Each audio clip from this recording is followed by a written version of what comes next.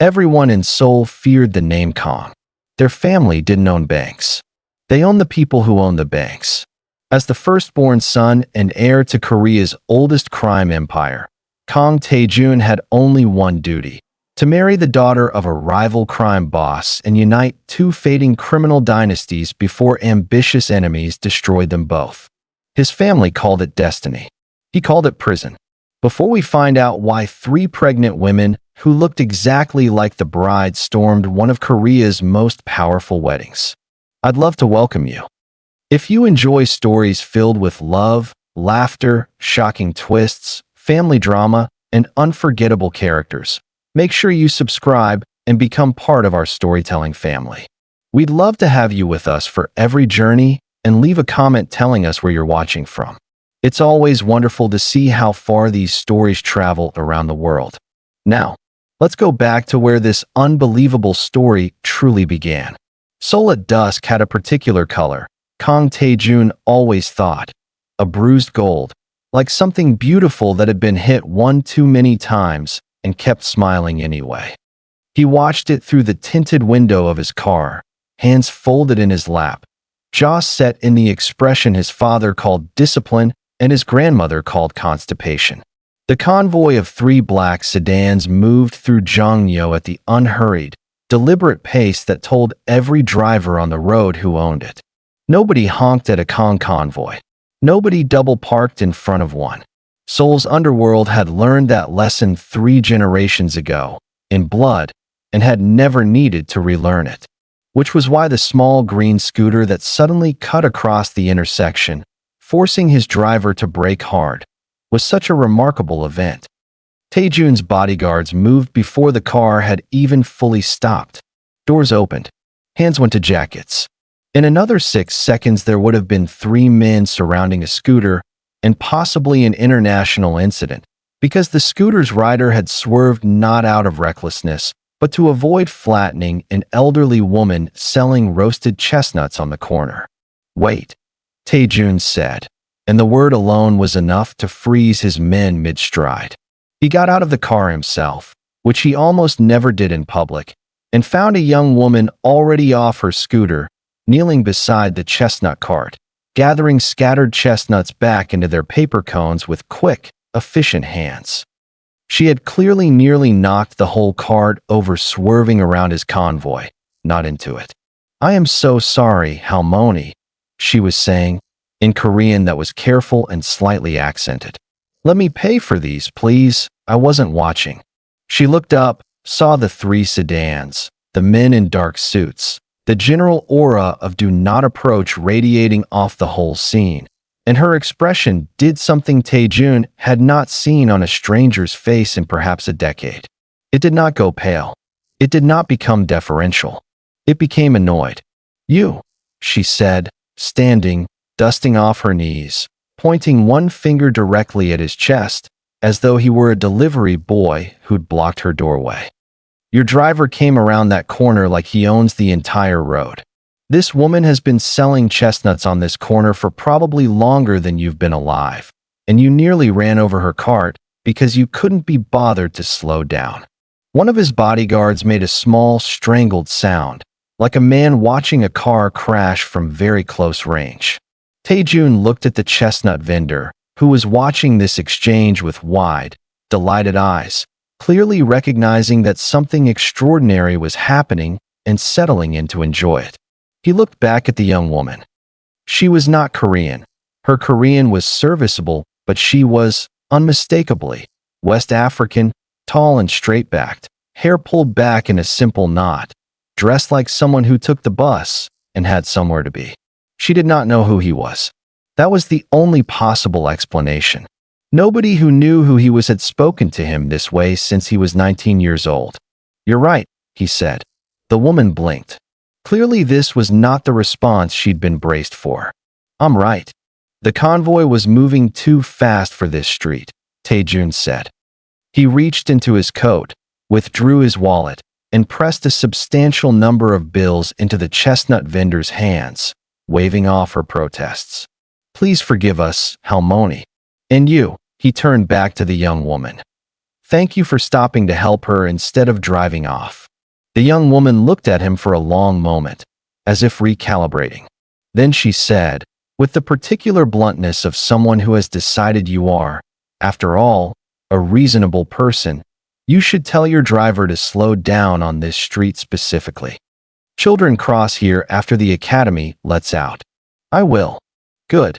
She picked her scooter back up off the pavement, checked it for damage with the brisk competence of someone who fixed her own things, and swung her leg over it. Then, almost as an afterthought, she glanced back at him. "You have very good manners for a rich man's driver." Before Taejun could correct this assumption, or decide whether he wanted to, she was gone, scooter buzzing off down a side street, leaving him standing on the corner of Jongno with 3 armed men, a weeping with gratitude chestnut vendor, and the peculiar sensation of having just been mistaken for hired help and finding that he did not mind at all. "Sir," his head bodyguard, a broad, humorless man named Officer Park, said carefully. "Should we find out who that was?" Taejun watched the empty street where the scooter had disappeared. "Yes," he said. "Yes, find out who that was." Her name, it turned out, was Awa Diop. 27 years old, Senegalese, from Dakar, in Seoul for 2 years teaching English to the children of families who could not afford the international academies and to the handful of adults, mostly small business owners, who wanted to expand into English-speaking markets. She lived in a one-room apartment in a modest neighborhood, tutored 6 days a week, spoke French, Wolof, and English fluently, and was, according to the very thorough report his assistant put together within 48 hours, universally beloved by everyone in a 4-block radius, and completely unaware that the Kong family existed, let alone that its heir had stood on a street corner and let her scold him like a schoolboy. Taejun read the report twice. Then he did something he had not done since business school. He signed up for English conversation lessons under a false name. "Cousin," Kong Minho said, 3 days later, watching Taejun iron his own shirt, an act so unprecedented that Minho had actually taken a photo of it before Taejun noticed and made him delete it. "You have people for that." "I'm aware. You have people for everything. You have a man whose entire job is to know what temperature you like your tea. Why are you ironing a shirt?" "Because I have a lesson at 4. "A lesson?" "English conversation practice. For business." Minho, who possessed many flaws but was not stupid, narrowed his eyes. "Your English is better than the British ambassador's English. You corrected the British ambassador's English at the trade dinner in March. He thanked you for it. There's always room to improve." "Taejun. Who is she?" Taejun set the iron down with great and unnecessary precision. "I don't know what you mean. You're smiling. You never smile. You're smiling at a shirt." "I am not smiling at the shirt. You are smiling in the vicinity of the shirt, which for you is the emotional equivalent of another man weeping with joy." Taejun did not dignify this with a response, mostly because it was accurate, and left for his lesson. Awa's classroom was a small cafe near her apartment with mismatched chairs and a proprietor who let her use the back table for free in exchange for helping his daughter with her college applications. Taejun arrived precisely on time, dressed in clothes plain enough that Officer Park had nearly had a breakdown selecting them. No watch worth more than a month's rent for most people, no shoes that would draw a second glance, and introduced himself as Kong Jun, an executive at an unnamed logistics company who needed to sharpen his conversational English for meetings with foreign partners. It was, on its face, a ridiculous lie. He had memorized 3 separate cover stories for what kind of logistics company, in case she asked follow-up questions. She did not ask follow-up questions. She asked him to describe his ideal weekend, corrected his use of the word moreover 4 times in 10 minutes, and told him, without any apparent awareness that she was speaking to a man who controlled several city blocks and at least one small shipping conglomerate, that his sentences were too formal, like you're always giving a speech. "Do you ever just talk like a person?" "I don't often get the opportunity," he admitted, and meant it more than she could know. Well, try it now.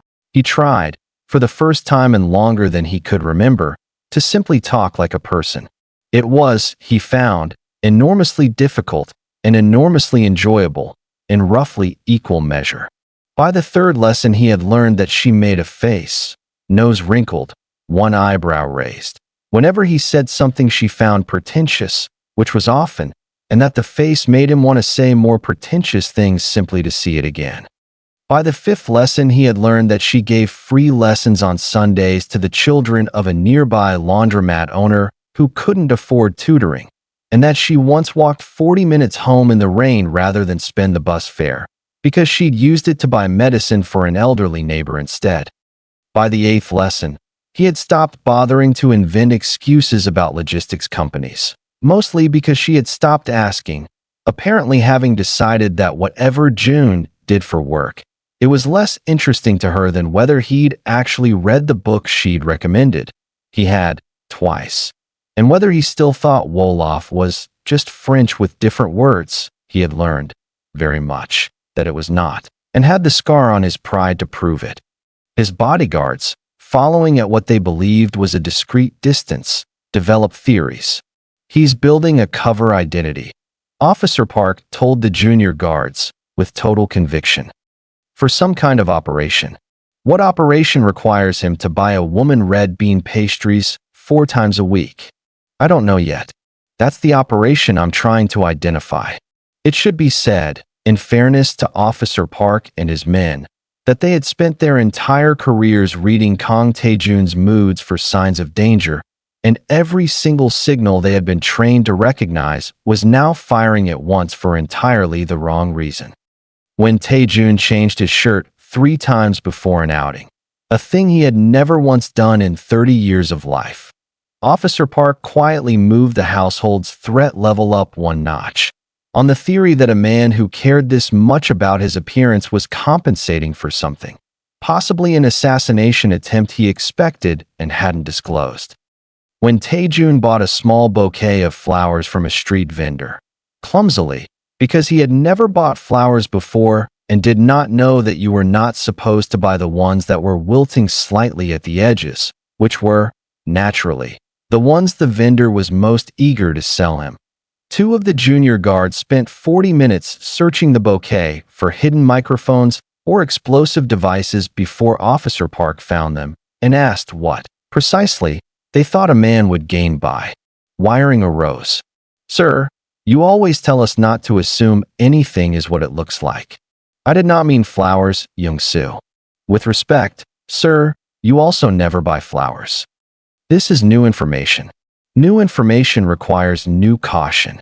Officer Park could not, in good conscience, argue with the logic, even as he confiscated the now thoroughly disassembled bouquet and sent someone out to buy a fresh one. The single worst incident, by Officer Park's own later account, occurred on the evening Taejun returned from a lesson, laughing. Not a controlled exhale of amusement, not the small closed-mouth smile he sometimes allowed himself in private after a particularly satisfying business maneuver. An actual, open, unguarded laugh, audible from the elevator. 3 separate members of the household staff, upon hearing it, independently concluded that someone must have died, because it was the only explanation any of them could construct for a sound so foreign to that apartment. His grandmother's assistant nearly called for a doctor. One maid began, quietly and preemptively, drafting condolences. It was Officer Park who finally worked up the nerve to knock on the study door and ask, with the particular delicacy of a man addressing a superior he suspects may be in the grip of an unprecedented medical event, "Sir, is everything all right?" Taejun, still faintly smiling, looked up from the book he wasn't really reading. "Everything is fine, Officer Park." "You were laughing, sir. Is that a problem?" Officer Park considered this question with the gravity it apparently deserved. "No, sir. It is only unexpected. We were not aware you found things funny." "I find things funny. Not audibly, sir. Not previously." Taejun set down the book. There was a long pause. during which Officer Park had the distinct sensation of having said something either very true or very stupid, possibly both. "There is a woman," Officer Park finally ventured, since the direct approach seemed to be, unusually, working, "whom you have been seeing for lessons." "Yes." "May I ask if she is aware of your identity, sir?" "No. She thinks I work in logistics." Officer Park absorbed this. "Sir, with respect, that seems like an unsustainable arrangement." "I'm aware. Does the young lady know that half the buildings on her street are owned, indirectly, by your family?" "No." "Does she know that the laundromat where she teaches free lessons on Sundays pays a portion of its earnings to an account that eventually, through several intermediary companies, funds your father's political donations?" Taejun's smile faltered slightly. "I would prefer she not learn that particular fact in quite those terms." "Understood, sir." Officer Park bowed slightly and turned to go, then paused at the door, unable to help himself. "For what it's worth, sir, the staff has decided we prefer this version of you, even if it is very confusing. I appreciate the vote of confidence." "We honestly preferred," Officer Park added, with the air of a man delivering unwelcome but necessary intelligence, "when you frightened people. It was simpler. But this is nice, sir. Strange, but nice." He left before Taejun could formulate a response, which was fortunate, because Taejun did not have one. Kang Taejun's grandmother, Hwang Bo-yi, was 83 years old, 4'11", and possessed of an intelligence network that rivaled her son's entire security apparatus, built over 60 years of appearing to be nothing more than a sweet old woman who liked to garden and gossip with the neighborhood Andes. She knew about Awa Diop within the first week, long before the official surveillance report reached Taejun's desk, because one of the neighborhood Annies happened to be the grandmother of a child Awa tutored for free, and grandmothers, as a demographic, told each other everything. She did not mention it to her grandson for a month. She wanted to see how long it would take him to bring it up himself. It took, in the end, 6 weeks, and it happened not because Taejun volunteered the information, but because his grandmother cornered him in the garden with a plate of rice cakes, and the particular expression that meant she already knew and simply wanted the pleasure of watching him squirm. "You've been buying a great many pastries lately," she said, not looking up from her tea. "Red bean mostly. You've never liked red bean. I've developed a taste for it. And this new taste developed at the same cafe near Insadong, where a certain young English tutor happens to work 6 days a week." Taejun set down his own cup rather more carefully than necessary. "Halmiani. Don't Halmiani me. I want to know when I get to meet her. There's nothing serious enough yet to." "Nonsense. You've bought her 4 separate bouquets and once, I am told, walked a full kilometer in the rain rather than let her get wet under your umbrella alone, which I assume means you gave her the umbrella and got soaked yourself, because you have always had a flair for the dramatically self-sacrificing." She finally looked up, and her eyes, sharp as they'd been 60 years ago, softened. "Taejuna, I have watched you disappear into duty since you were 14 years old. I have watched you become someone this family needed you to be at the cost of becoming someone you actually wanted to be. This is the first time in 16 years I have heard you laugh in a way that wasn't performed for someone else's benefit." Taejun said nothing, because there was, genuinely, nothing to say to that. "Your father will forbid it," his grandmother continued, matter-of-factly, reaching for a rice cake. "You know this. The moment he learns of it, and he will learn of it soon, because your father's people are not so much slower than mine. He will forbid it, loudly, and he will remind you of the wedding, and the alliance, and the 1,000 employees who depend on the Yoon family peaceholding. He is not wrong to worry about those things. But he is wrong if he thinks forbidding you will make you stop feeling what you already feel. I raised that man. I know how he loves. It is exactly like how you love, completely and privately, and much too late to undo once it has started." She patted his hand. "So, bring her to dinner sometime. Quietly.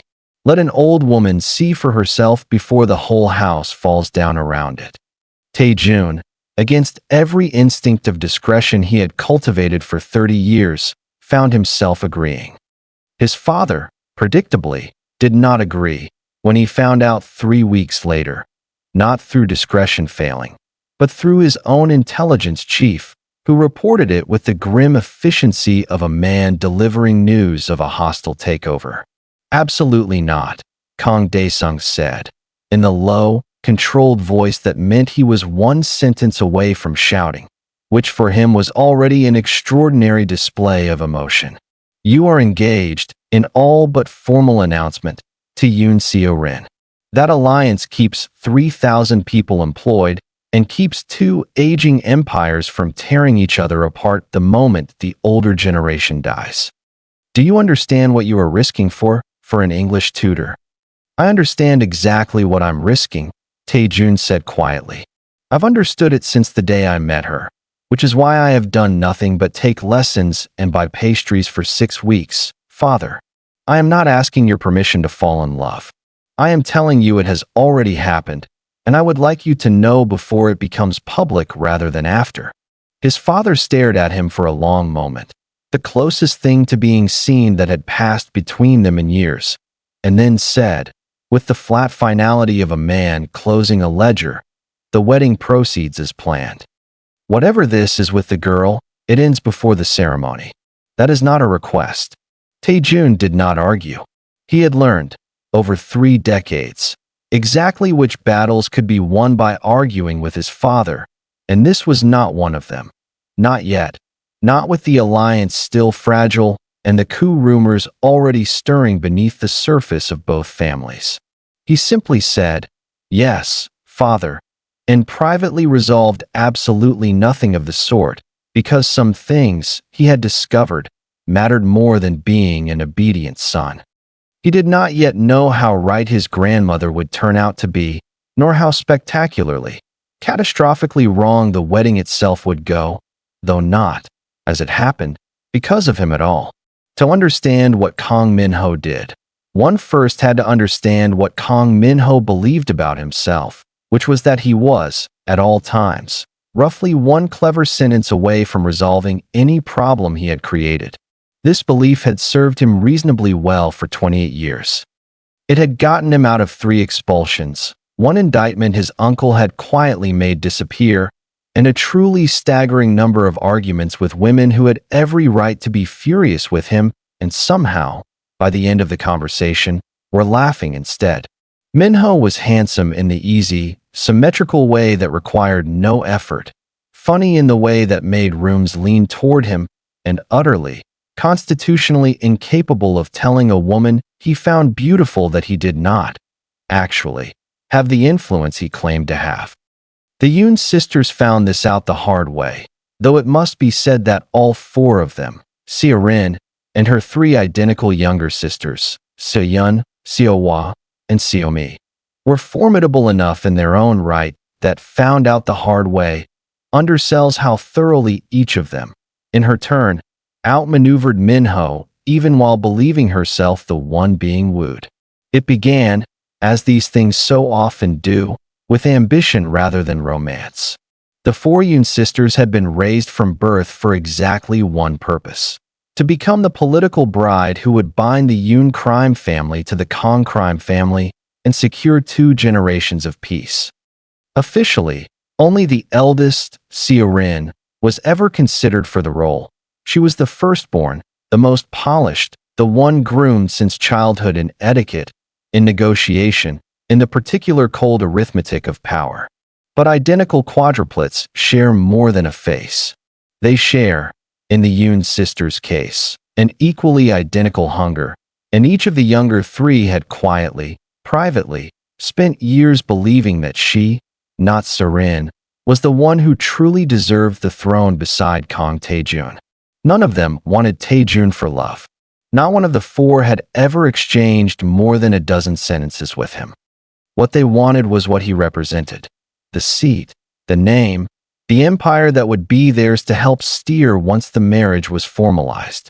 And each of them, independently, without any of her sisters knowing, had identified the same weak point in the wall around Taejun.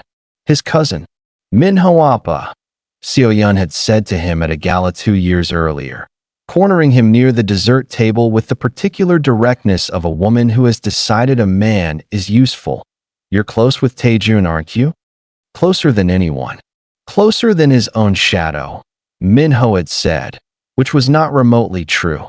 Taejun kept almost everyone at a careful professional distance, cousin included, but it was the kind of thing that sounded wonderful to say, and Minho had never met a flattering exaggeration he didn't like the taste of.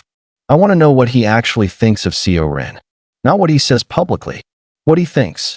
I could find out," Minho had said, with the easy confidence of a man promising something he had no actual mechanism for delivering.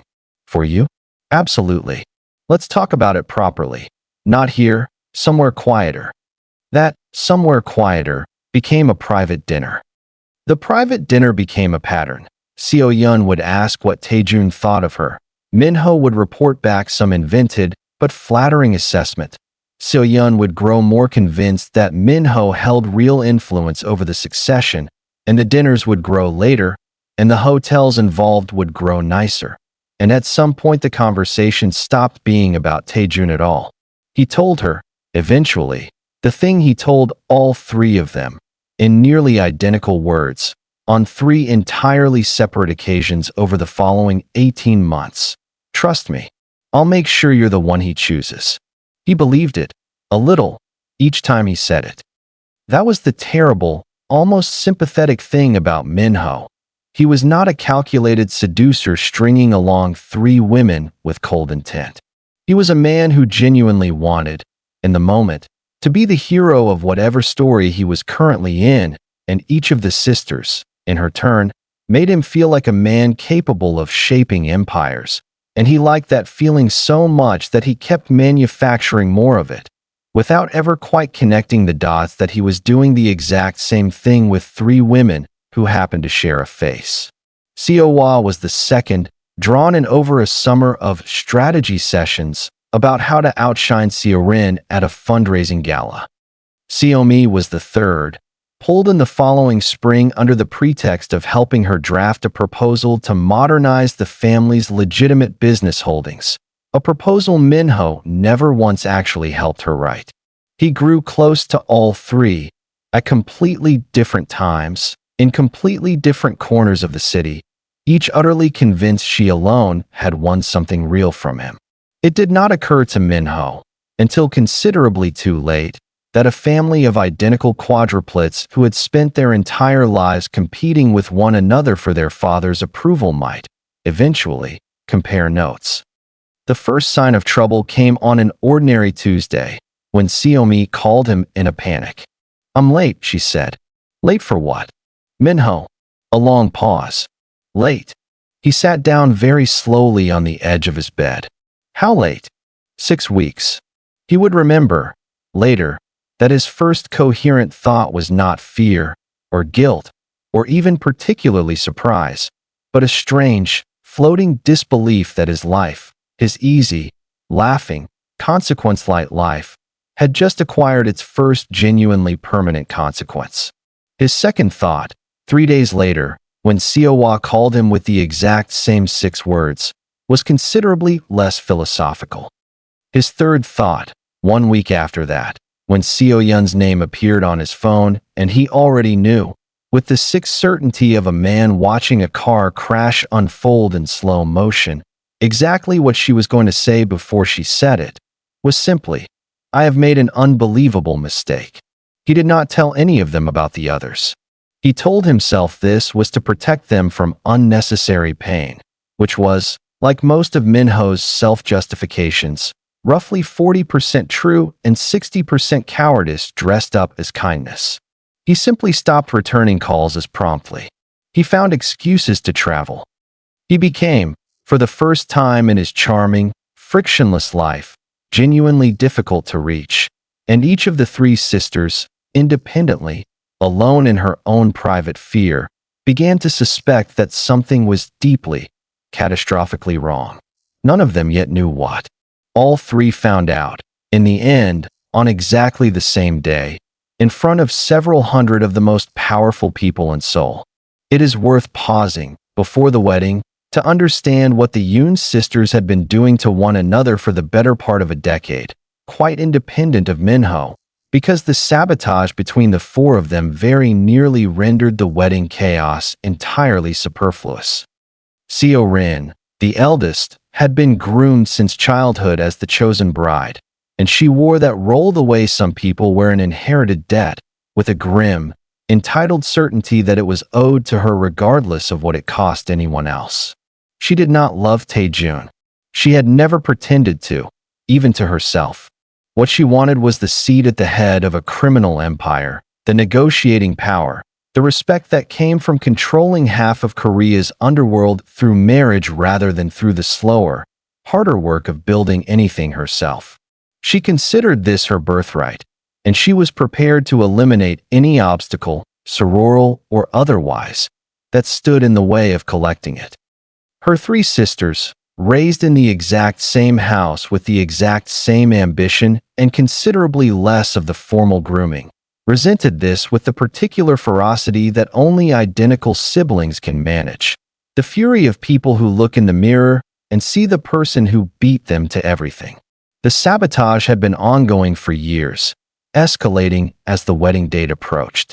Seo-hwa once switched the delivery schedule for Seo-rin's wedding gown fitting, causing a 6-hour delay that nearly cost the seamstress her contract.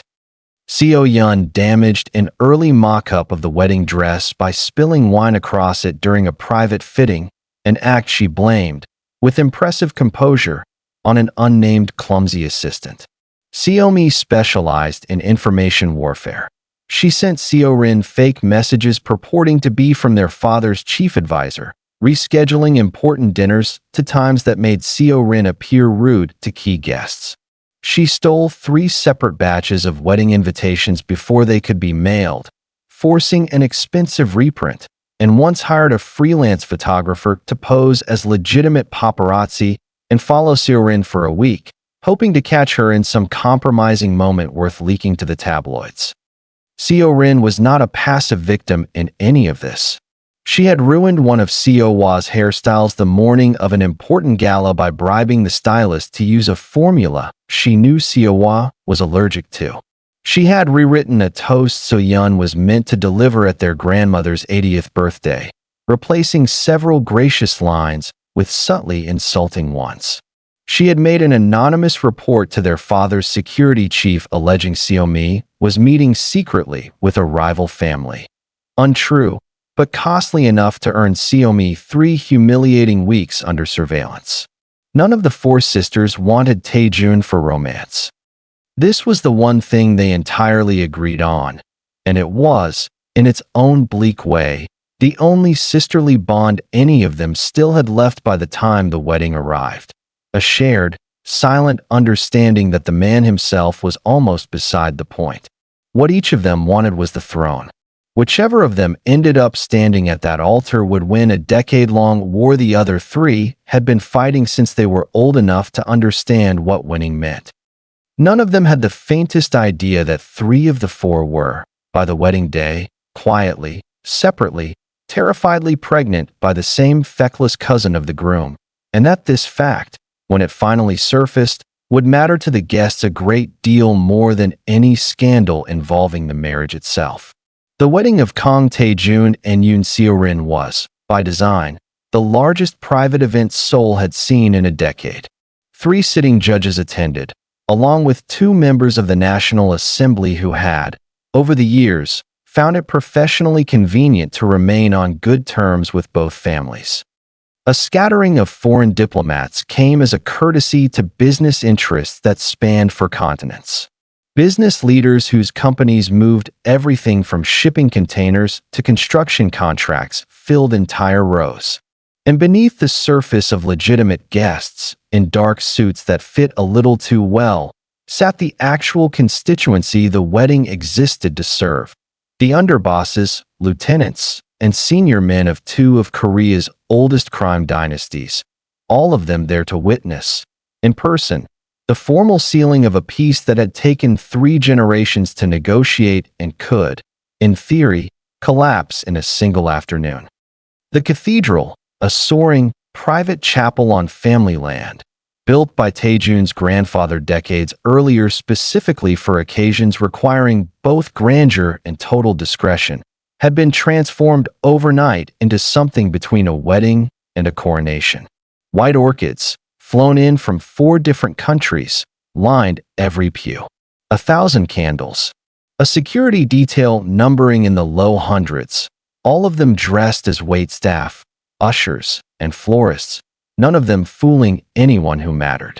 Taejun stood in a side chamber, in a suit that had taken 11 fittings to get exactly right, and felt nothing that a groom on his wedding day was supposed to feel.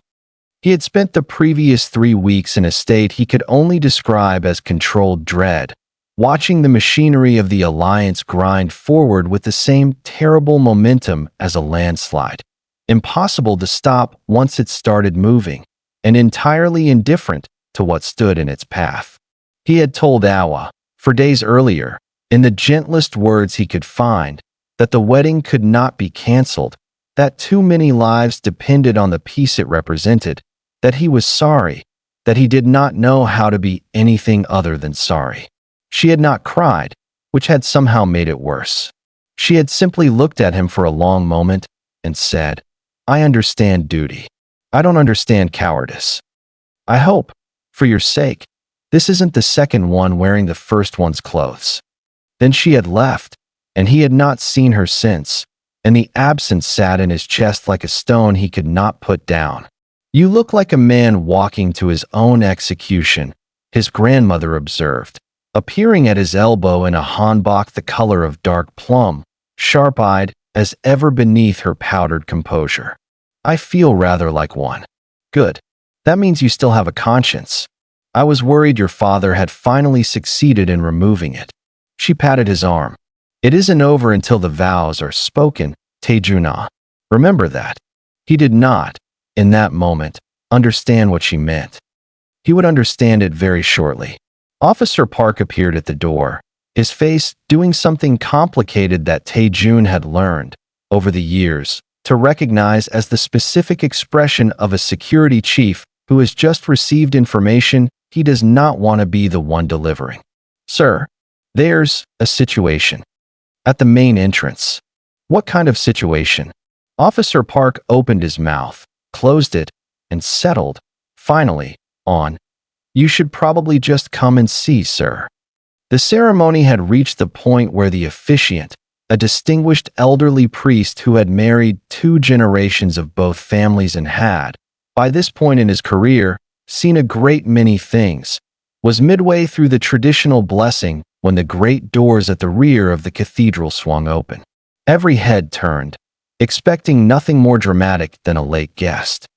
What walked in, instead, was a woman who looked exactly like the bride standing at the altar, heavily, unmistakably, visibly pregnant, dressed in a simple dark coat, her face set with the particular grim composure of someone who has rehearsed this walk in her head at least 200 times and is only now discovering that rehearsal does not, in fact, make it easier.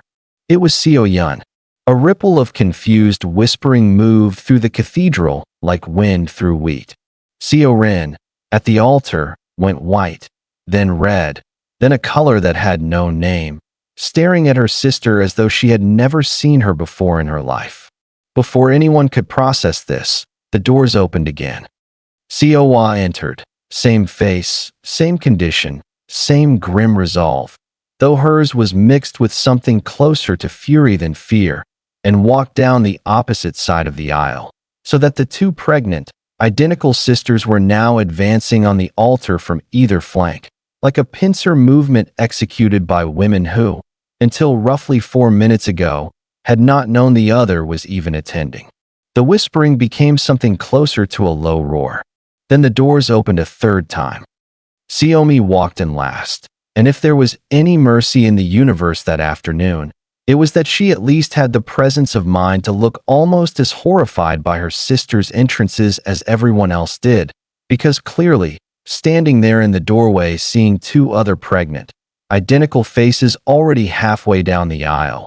She was only now understanding what the other two were only now understanding about her. 3 pregnant women, 4 faces total including the brides, all identical, all standing at various points along the same aisle, in front of several hundred of the most dangerous and powerful people in the country. For one full, suspended moment, absolutely nobody in the cathedral said anything at all. Then everyone said everything, all at once. The officiant took an involuntary step backward, clutching his prayer book to his chest like a shield. A judge in the 3rd row leaned to his companion and murmured something that ended, unmistakably, in the phrase front page. One of the foreign diplomats, who did not speak fluent Korean but understood a scandal unfolding in real time regardless of language, began quietly recording on his phone before an aide swatted it out of his hands. Somewhere near the back, an elderly aunt of the Yoon family, a woman whose primary hobby for the past 30 years had been the accumulation and dissemination of gossip, pulled a small notebook and pen from her handbag with the swift, practiced motion of a woman who had been secretly hoping for exactly this kind of afternoon her entire life, and began, quite audibly, narrating events to the guest beside her. "Is that Seo-yeon? No. Wait. Is that Seo-yeon? How many of them are there?" "All 4, I believe." "This is better than television," the aunt announced, to no one in particular, already writing furiously. Kang Dae-sung, Taejun's father, rose from the front pew with the expression of a man watching his life's work catch fire in real time. Yoon Ji-ho, the sister's father and Dae-sung's counterpart in the alliance, had gone the color of old parchment and appeared, for the first time in anyone's memory, entirely unable to produce a single word. The natural and immediate assumption, the one that rippled through the assembled crowd within seconds, whispered from row to row like a virus, was that Taejun himself was somehow responsible. It was, after all, his wedding. It was, after all, 3 women who looked exactly like his intended bride. The logic, however absurd on close inspection, assembled itself instantly in several hundred minds at once. The groom has been unfaithful 3 times over, with a set of identical sisters, on his own wedding day. "How dare you?" Yoon Seo-rin hissed at Taejun, loud enough to carry, her voice shaking with a fury that was, ironically, almost entirely performative, since she felt nothing for him beyond ambition. But ambition, thwarted publicly, produces a very convincing facsimile of heartbreak. In front of everyone. "On our wedding day. I have no idea what is happening," Taejun said, with perfect, bewildered honesty, looking between the 3 advancing sisters with the expression of a man who has just watched a magic trick performed on his own body without his consent. "I assure you, whatever this is, it is not." "Explain it." Then, someone shouted from the crowd. One of the underbosses, a man not accustomed to being confused and clearly displeased about the sensation. It was at this precise moment, with the cathedral one heartbeat from total uproar, that a voice rang out from somewhere near the back. Not loud, exactly, but carrying, in the particular way that voices carry when their owner has simply decided the room will listen. It wasn't him. Every head turned. Xiaomi, still standing near the doorway, pale but steady, had found her voice. "It wasn't Taejun," she said again, more firmly this time, one hand resting protectively over the curve of her stomach. "None of us have ever. He's never even." She stopped, took a breath, and pointed instead, with the particular deliberate slowness of a woman finally, publicly, unburdening herself of a secret she'd carried alone for months. It was Minho. The cathedral turned, as one body, toward the reception hall doors, through which the sound of contented chewing was, at that exact moment, audible. Kang Minho, blissfully unaware that his name had just been spoken aloud in front of the assembled leadership of 2 crime empires, was standing at the edge of the reception hall, 3 canapes deep into a plate of smoked salmon and cucumber, explaining to a bored waiter why he personally believed the wedding band was overrated. He looked up, mid-bite, to find several hundred faces staring at him through the now open connecting doors between cathedral and hall. There is a particular kind of silence that falls over a room when every single person in it has simultaneously arrived at the same terrible conclusion, and it is a silence Minho would later describe. In the version of this story, he eventually learned to tell with something approaching humor, as the loudest quiet I have ever heard in my life. He swallowed. Slowly. The canopy did not want to go down, and honestly, neither did he. "Hello," he said to the room. Seo Rin, at the altar, made a sound that could only be described as a shriek compressed through sheer force of will into something more dignified, and did not entirely succeed. Seo Yun began, quite calmly, to explain to the nearest available audience, which happened to be a Supreme Court judge she had never met, precisely how many months along she was, and precisely how the math lined up with a very specific strategy dinner 8 months prior. Seo Hua produced, from her small clutch purse, her phone, and began scrolling to a very particular text message thread with the grim efficiency of a prosecutor building a case. "He told me," Seo Hua announced, reading aloud in a voice pitched to Carrie, and I quote, "Trust me. I'll make sure you're the one he chooses. Sent to me on the 14th of March, last year." "He said the exact same thing to me," Seo Yun said, holding up her own phone, "on the 9th of April. There was a pause while several hundred guests did the mental arithmetic. "Those are 5 weeks apart," someone in the crowd observed, unhelpfully, into the silence.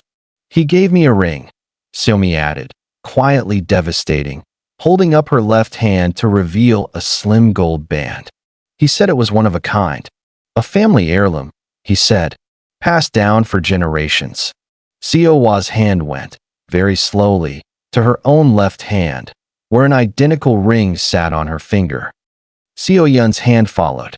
3 identical rings, on 3 identical hands, held up in 3 near-identical gestures of mounting, horrified realization, formed, for one perfect frozen moment, something almost like a piece of avant-garde theater, if avant-garde theater were staged for the express purpose of destroying a man's life in front of everyone he